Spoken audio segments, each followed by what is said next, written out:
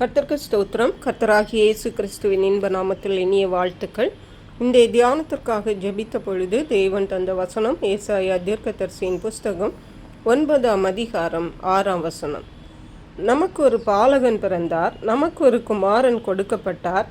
கர்த்தத்துவம் அவர் தோளின் மேல் இருக்கும். அவர் நாமம் அதிசயமானவர், ஆலோசனை கர்த்தா, வல்லமையுள்ள தேவன். நம்முடைய கர்த்தராகிய இயேசு கிறிஸ்து வல்லமையுள்ள தேவன். அவர் சாதாரணமான தேவன் அல்ல.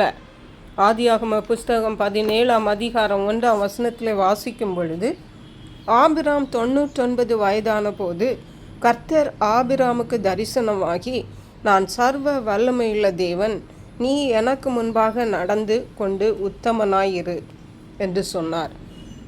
ஆபிராமுக்கு தேவன் தன்னை சர்வ வல்லமையுள்ள தேவன் என்று வெளிப்படுத்தினார். அவருடைய நாமம் சர்வ வல்லமையுள்ளதென்று வெளிப்படுத்தினார். அதே தேவன்தான் ஏசாயா தீர்க்கதரிசியின் மூலமாக சொல்லுகிறார், அவர் வல்லமையுள்ள தேவன் என்று. ஹல்லேலூயா.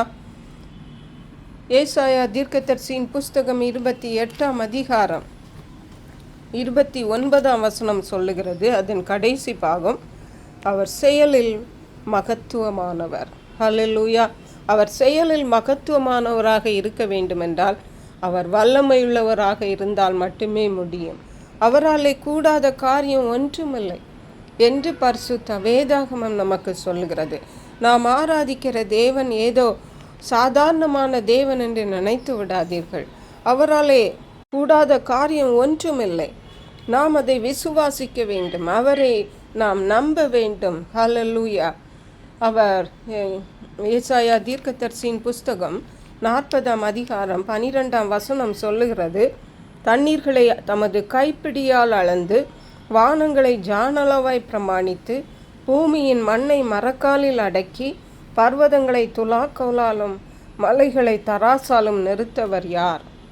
நம்முடைய கர்த்தராகிய இயேசு கிறிஸ்துவுடைய வல்லமை பாருங்கள். இந்த வசனம் அழகாக சொல்லுகிறது.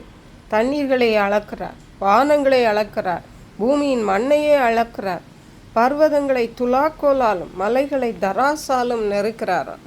அப்படி என்றால் அவர் எப்படிப்பட்டவர், அவருடைய வல்லமை எப்படிப்பட்டது என்பதை நாம் சற்று கற்பனை செய்து பார்க்க வேண்டியது அவசியமாயிருக்கிறது. சங்கீதங்களின் புஸ்தகத்திலே நாம் வாசிக்கிறோம்.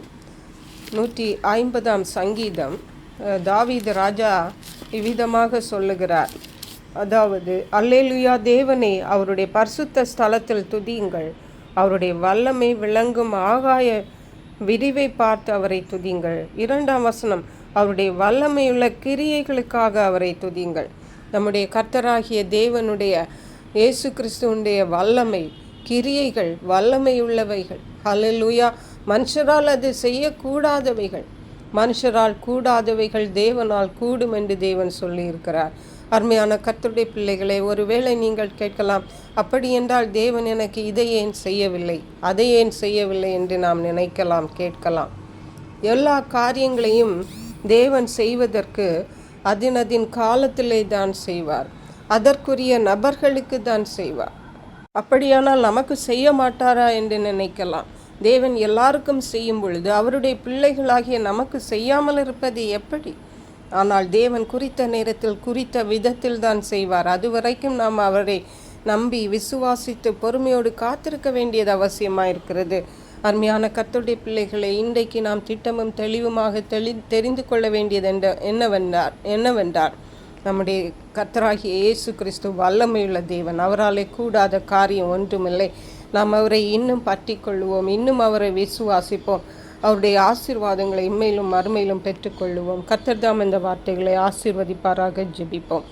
எங்களை கிருபை நேசித்து பாதுகாத்து வழி நடத்துகிற எங்கள் அன்பின் தகப்பனே, ஆசீர்வதிக்கப்பட்ட இந்த நல்ல நாளுக்காக நன்றி. இந்த வேளையிலும் ஏசப்பா, நீர் வல்லமையுள்ளவர் என்பதை எங்களுக்கு திட்டமும் தெளிவுமாக எங்களோடு பேசியிருக்கீங்கப்பா. அப்படியே நம்முடைய வல்லமை நாங்கள் விசுவாசித்து கர்த்தருடைய வல்லமையிலிருந்து அநேக ஆசீர்வாதங்களை இம்மையிலும் மறுமையிலும் பெற்றுக்கொள்ள எங்கள் ஒவ்வொருவருக்கும் உதவி செய்வீராக. நன்றி பரிசுத்த ஆவியானவரே.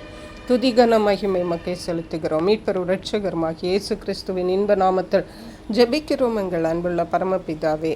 ஆமென். God bless you.